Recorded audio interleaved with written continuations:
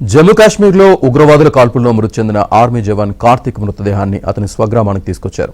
ఇవాళ చిత్తూరు జిల్లా బంగారపాలెం మండలంలోని ఎగురాగి మాను సెంటర్లో జవాన్ అంత్యక్రియలు జరగనున్నాయి. కార్తిక్ మృతదేహాన్ని చూసేందుకు ప్రజలు భారీగా తరలివస్తున్నారు. అధికారిక లాంఛనాలతో కార్తిక్ అంత్యక్రియలు నిర్వహించేందుకు అధికారులు సన్నాహాలు చేస్తున్నారు.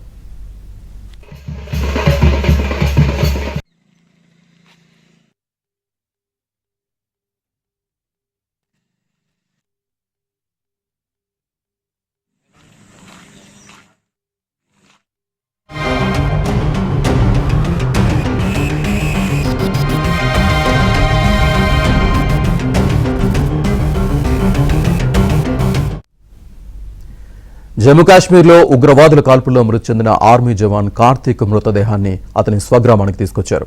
ఇవాళ చిత్తూరు జిల్లా బంగారుపాలెం మండలంలోని ఎగివిరాగిమాని సెంటర్లో జవాన్ అంత్యక్రియలు జరగనున్నాయి.